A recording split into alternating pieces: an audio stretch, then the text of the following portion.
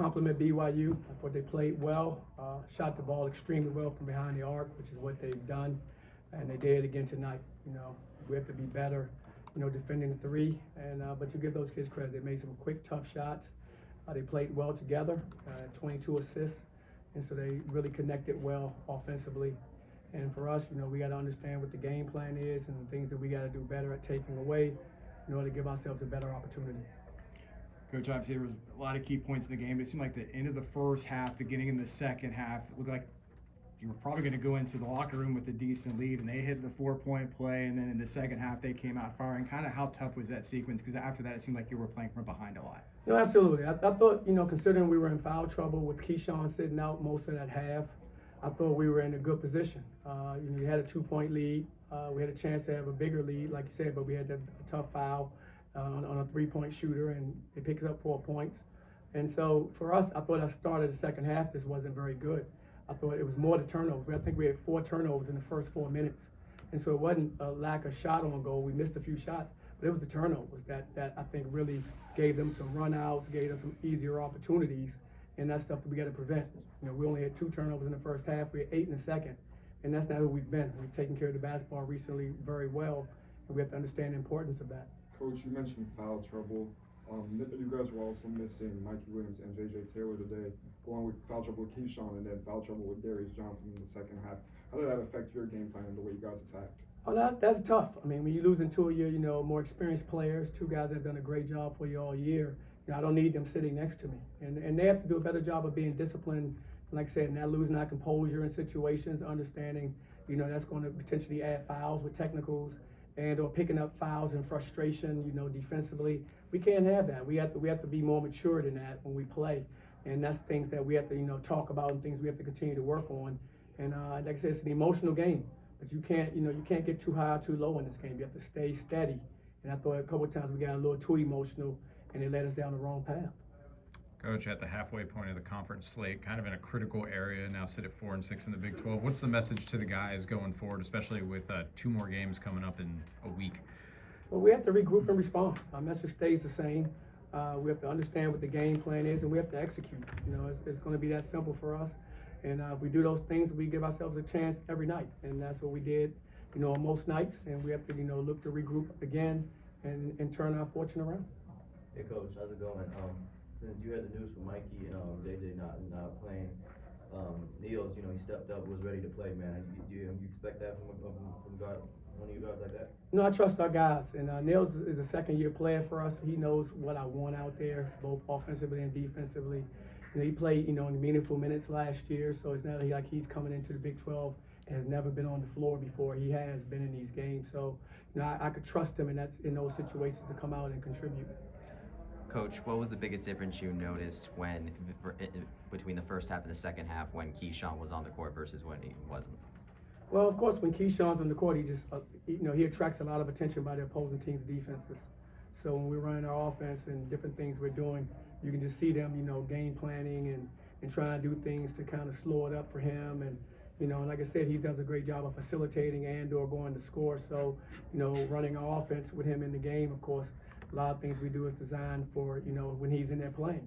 And so I thought the second half he was able to, find his rhythm and continue to help us doing what he does, which is just finding ways to score and or, kicking it out to our guys that can shoot the basketball. BYU kept on scoring the last 5 minutes or so of the game. Defensively, what do you feel like you guys struggled with the most in terms of, keeping them from getting second chances or keeping them from getting stops when you needed them late?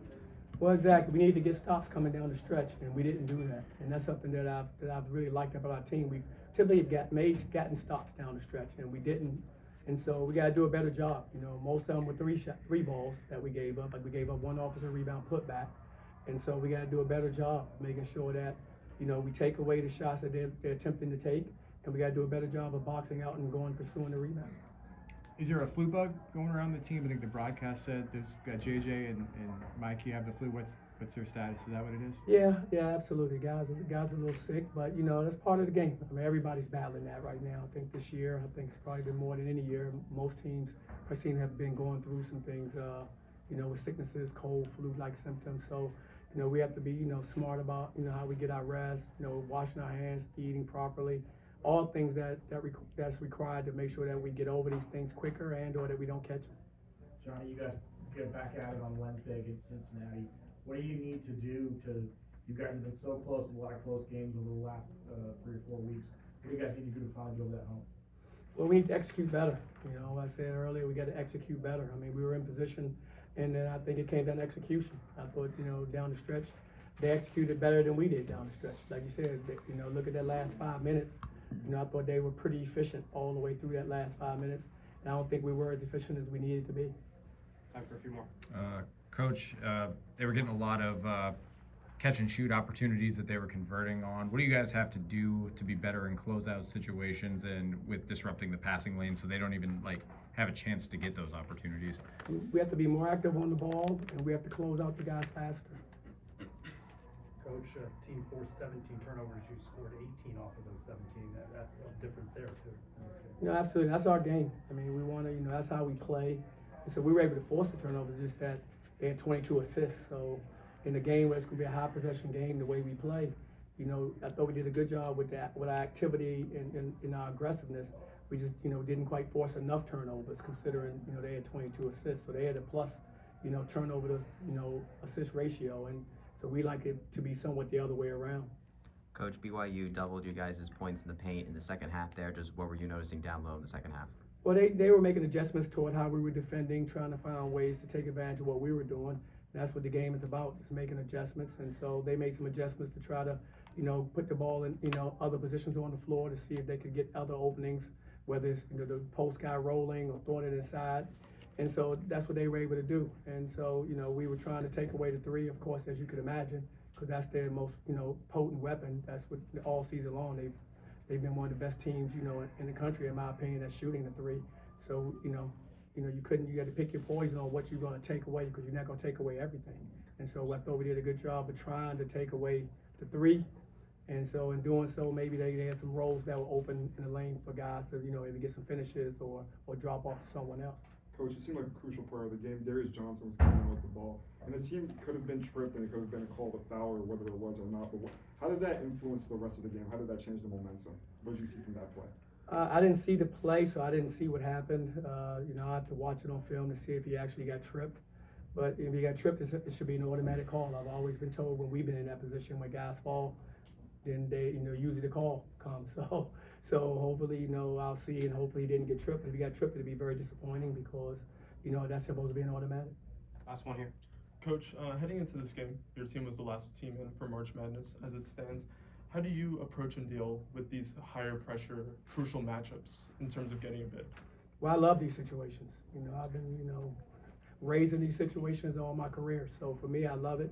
And I want my team to understand, you know, that's a compliment to them and their work ethic, how hard they play.